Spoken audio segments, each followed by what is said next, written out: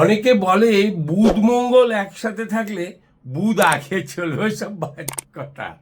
বুধ মঙ্গল একসাথে যদি থাকে, বিজ্ঞান বলছে, বিজ্ঞান কালার রং বিজ্ঞান বলছে যে বুধের অ্যাক্টিভিটি কমিয়ে দেয়, বুধের অ্যাক্টিভিটি কমিয়ে দেয়। বৃহস্পতি যদি শনির সাথে থাকে, গুরু সৌরী যোগ হয়, সে ব্যক্তি উপদেশ দিতে সক্ষম হয়, সে ব্যক্তি জ্ঞানদাতা হয়।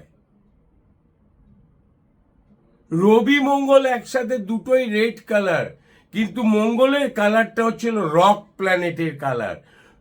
দুটো গ্রহই ভালো মতন কাজ করতে পারে না। ওখানে মঙ্গলের আধিপত্য যেটা বাড়ে, তাতে শারীরিক ভাব এবং সম্পত্তি ভাব, সংসার জীবনে আঘাত প্রাপ্তি হতে পারে। এটা কোথায় অবস্থান করেছে গ্রহ দুটো, এটা প্রথমে দেখতে হবে।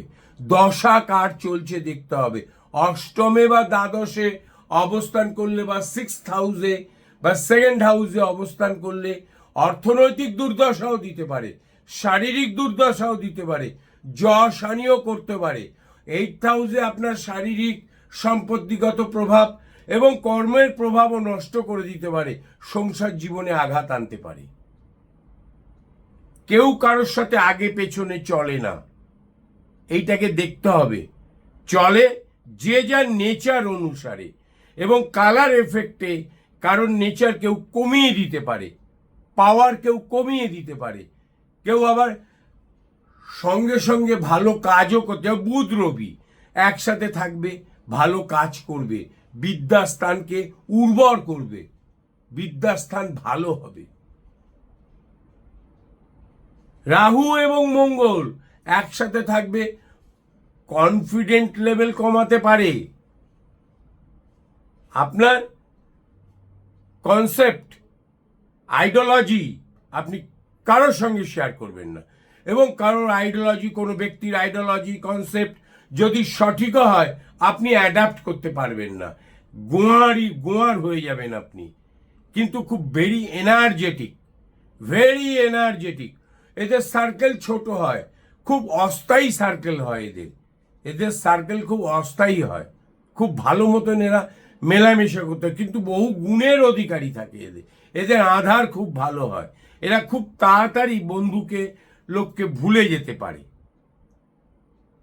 এই ক্যারেক্টারগত গ্রহদের নিজস্ব একটা চরিত্র আছে, সেই চরিত্রকে পরিস্ফুটিত করতে নাও পারে আরেকটা গ্রহের সঙ্গে থাকলে। রাহু বুধের সঙ্গে থাকলে বুধের টোটাল ক্যারেক্টার বেরিয়ে আসে না।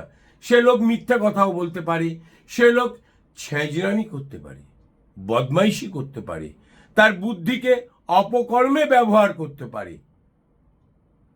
এক একটা গ্রহের যোগ্যতাকে আর একটা গ্রহ তার যোগ্যতাকে নষ্টও করতে পারে, বাড়াতেও পারে। আগে পেছনে চলাটা খুব একটা মহান জ্যোতিষীর ক্ষেত্রে বলা সঠিক হয় না। প্রত্যেক গ্রহের নিজস্ব একটা ক্যারেক্টার আছে।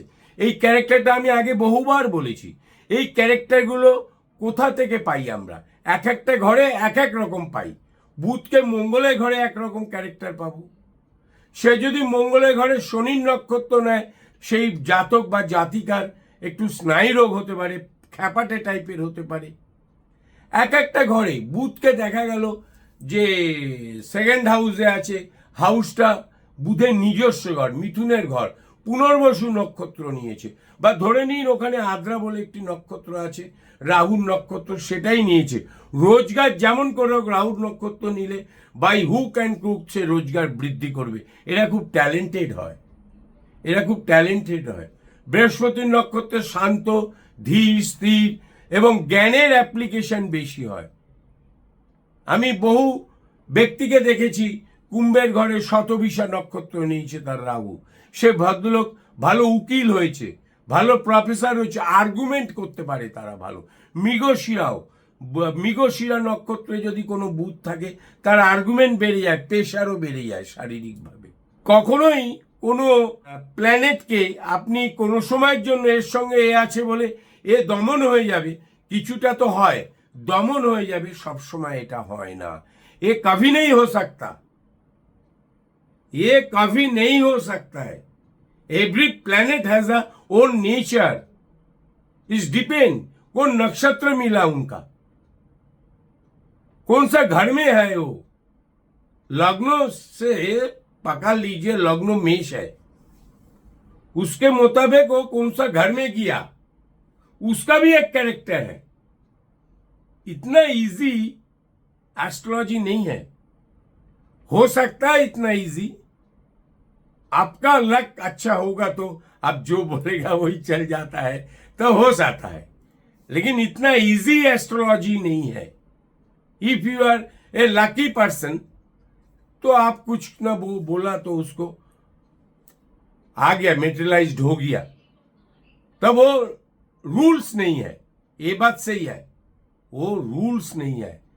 Astrology has a own rules, don't forget it. नमस्ते।